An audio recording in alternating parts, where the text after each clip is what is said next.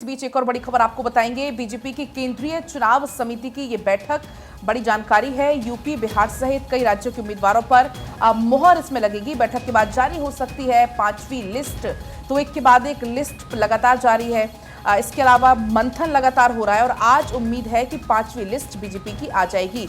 BJP चुनाव समिति की ये बैठक, जिसमें उत्तर प्रदेश, बिहार, ये जो कुछ राज्य है जिनकी कुछ एक गिनी चुनी सीट अब रह गई हैं, जिस पर मोहर लगनी बाकी है। हालांकि मंथन हो चुका है और अब उम्मीद है कि आज आ जाएगी बीजेपी की पांचवी लिस्ट। बस अंतिम मोहर लगनी बाकी है। बैठक के बाद पांचवी लिस्ट जारी होने की पूरी संभावना है, जिसमें उत्तर प्रदेश और बिहार के कुछ उम्मीदवारों पर मंथन क्योंकि हो चुका है और अब बस फाइनल मोहर बाकी है। बीजेपी की केंद्रीय चुनाव समिति की बैठक, क्योंकि अब चुनाव बहुत पास आ गए हैं और ऐसे में बीजेपी पूरी रणनीति के साथ, पूरी जोर शोर के साथ लगी हुई है। एक तरफ चुनावी प्रचार प्रसार में और दूसरी तरफ जो पांचवी लिस्ट है वो अब आज आ जाएगी। उत्तर प्रदेश और बिहार के उम्मीदवार के नाम पर इस लिस्ट में मोहर लग जाएगी। काफी लंबा मंथन और मंथन के बाद अब फाइनल मोहर लगनी इसमें बाकी है।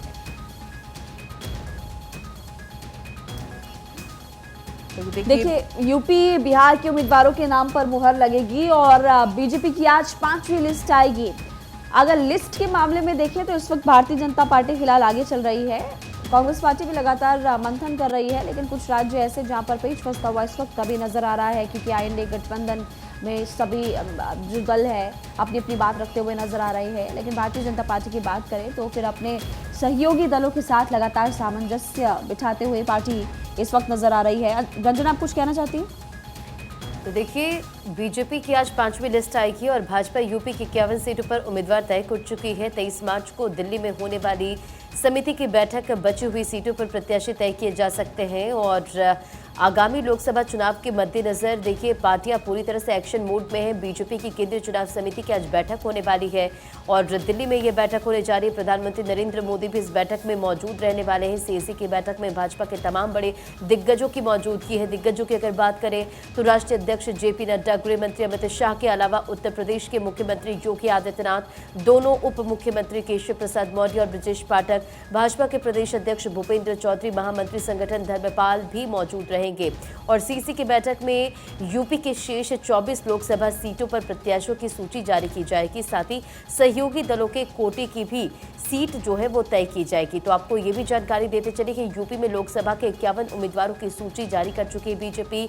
2 सीटें रालोद और 1 सीट सुभासपा को दी गई है, जबकि 2 सीट अपना दल एस को दी जानी है।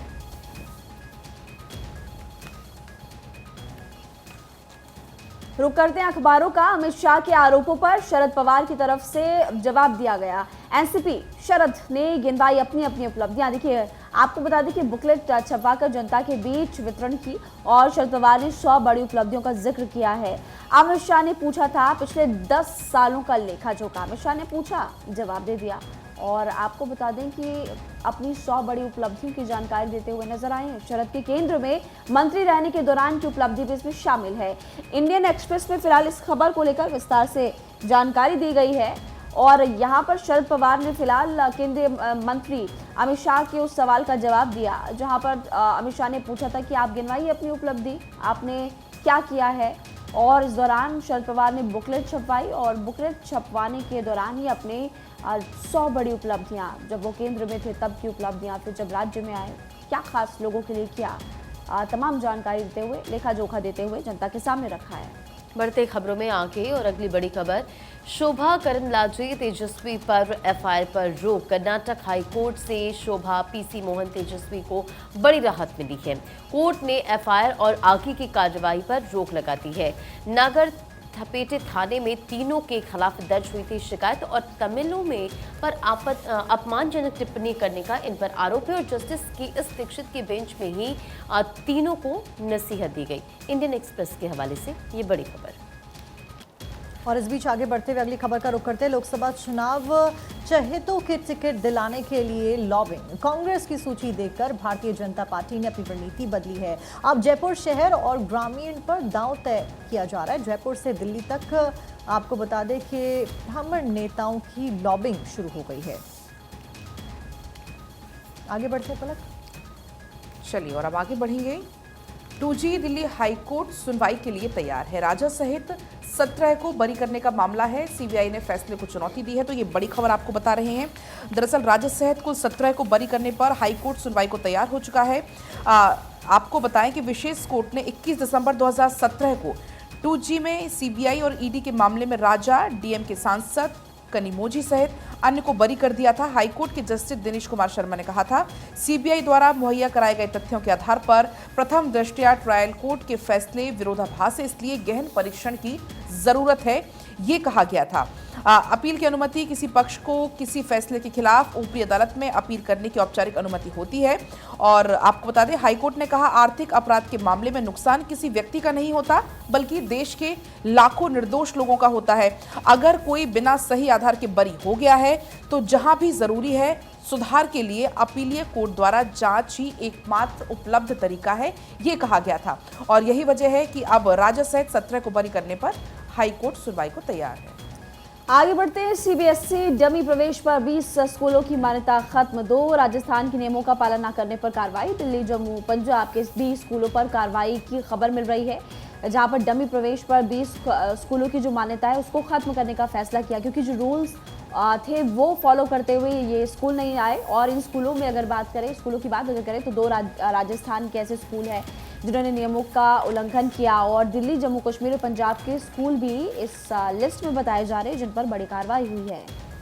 रंजना, बढ़ते खबरें मां के बाद जयपुर की करेंगे, जहां जयपुर के सांगानेर मंडल में होली मिलन समारोह की तस्वीरें आपको दिखाएंगे और सीएम भजनलाल शर्मा भी इसमें शामिल हुए हैं। समर्थकों के साथ सीएम भजनलाल ने देखे फूलों की होली खेली है।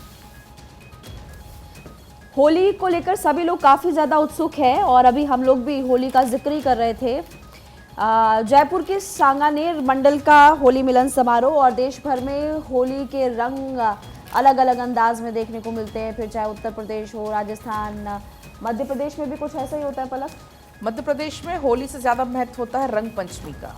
रंग पंचमी वहाँ पर बड़े जोरों शोरों के साथ मनाई जाती है। और बिल्कुल देखिए, विभिन्नताओं में एकता की बात यहाँ पर, क्योंकि अलग अलग भारत के राज्यों में अलग अलग किस तरह से होली को मनाने का अंदाज है, उसकी तस्वीरें लगातार सामने आ रही है। और देखिए, होली को लेकर सभी में उत्साह है। जयपुर से तस्वीर, जहां सीएम भजनलाल समारोह में शामिल हुए हैं, होली मिलन समारोह में शामिल होते हुए नजर आए और फूलों की होली यहां पर खेली गई है।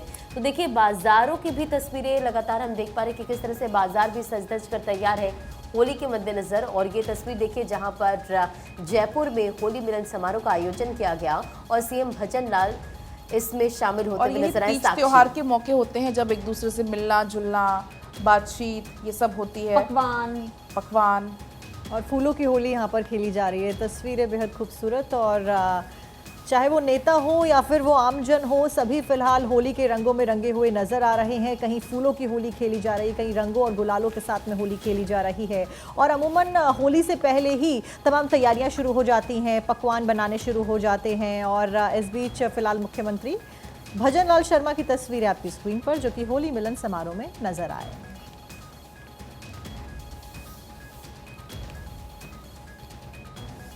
और देखिए, इस बीच बढ़ते हैं खबरों में आगे। अगली खबर का रुख करते हैं। आपको बता दें, लोकसभा चुनावों की तैयारियां जोरों शोरों से की जा रही हैं। इस बीच क्लस्टर प्रभारी और संयोजकों की बैठक हुई। चुनाव प्रभारी विनय सहस्त्रबुद्धे ने निर्देश दिए हैं, हर मतदाता से मुलाकात करें। विनय के द्वारा कहा गया है, प्रत्येक बूथ पर 51% वोट बीजेपी के पक्ष में गिरे, ये भी यहाँ पर कोशिश की जा रही है, तमाम तैयारियां की जा रही हैं। और पलक, लगातार हम देख भी रहे हैं कि बीजेपी एक्शन और इलेक्शन मोड में चल रही है शुरू से ही, चाहे वो प्रत्याशियों के नामों को जारी करने की बात हो या फिर वो रणनीति के तौर पर आगे रहने की बात हो। चलिए आगे बढ़ेंगे। संदेश खाली का जिक्र यहां पर करेंगे, जहां पर जमीन कब्जे से पर्यावरण पर भी प्रभाव। संदेश खाली को लेकर फैक्ट फाइंडिंग की टीम का अहम खुलासा हुआ है। जमीन पर कब्जे की वजह से पर्यावरण को काफी नुकसान हुआ है। टीम ने संदेश खाली और उसके आसपास के इलाके की सर्वे रिपोर्ट एक बनाई है और इसमें यह बड़ा खुलासा हुआ है। रिपोर्ट में सुंदरबन के इकोसिस्टम पर भी प्रभाव पड़ने की बात सामने आई है। टीएमसी कार्यकर्ताओं पर बड़े पैमाने पर पेड़ों की कटाई का भी आरोप है। इंडियन एक्सप्रेस के हवाले से ये खबर आपको बता रहे हैं। दरअसल फैक्ट फाइंडिंग की टीम वहां पर पहुंची, इलाकों का सर्वे किया और सर्वे के बाद ये जानकारी निकलकर सामने आई है। जमीन कब्जाने का पर्यावरण पर भी खासा प्रभाव देखने को मिल रहा है। संदेश खाली को लेकर फैक्ट फाइंडिंग की टीम ने यह अहम खुलासा किया है और कहा है कि इससे पर्यावरण को काफी ज्यादा नुकसान हो रहा है। टीम ने संदेश खाली और उसके आसपास के कई इलाकों में सर्वे किया, रिपोर्ट बनाई। इसमें सुंदरबन में भी इकोसिस्टम पर प्रभाव पड़ने की बात सामने आई है। आगे बढ़ते हैं और अगली खबर आपको बताते हैं। अयोध्या से अगली खबर रोजाना आ रहे हैं। औसतन 1.5 लाख श्रद्धालु 2 महीने में 1 करोड़ 12 लाख लोगों ने दर्शन किए। प्राण प्रतिष्ठा के बाद तेजी के साथ रोजगार भी बढ़ा और सूनी रहने वाली जो दुकानें थी वहां पर अब ग्राहकों की भीड़ बढ़ते हुए नजर आ रही है। जो गलियार सूनी थी वहां पर अब लगातार चकाचौंध जो है वो देखने को मिलती है। इस वक्त हम आपको तस्वीरें दिखा रहे हैं क्योंकि होली का जो त्यौहार है वो आने वाला है। 25 तारीख को होली मनाई जाएगी। उससे पहले जो अलग अलग राज्यों से सैलानी है, आप यहाँ पर देख सकते हैं कि विदेशी लोग भी पहुंचते हैं रामलला के दर्शन करने के लिए। और अब सबसे महत्वपूर्ण बात कि प्राण प्रतिष्ठा के बाद से तेजी के साथ रोजगार बढ़ा, व्यापार बढ़ा और सभी के चेहरों पर है मुस्कान रामलला के दर्शन करने बिल्कुल। के तो बाद। 500 साल बाद 22 जनवरी को रामलला राम मंदिर में विराजमान हो गए और प्राण प्रतिष्ठा की तस्वीरें आपने देखी। और इस बार की होली भी बेहद खास होने वाली है और इसे लेकर ट्रस्ट पूरी तरह से तैयारियों में जुटा हुआ है। बढ़ते खबरों में आगे केंद्र की रिपोर्ट में खुलासा, देश की अदालतों में 4.4 करोड़ मामले निलंबित और 75 लाख में वकील ही पेश नहीं हो रहे। तो देखिए केंद्र की रिपोर्ट में ये बड़ी जानकारी, बड़ा खुलासा हुआ है।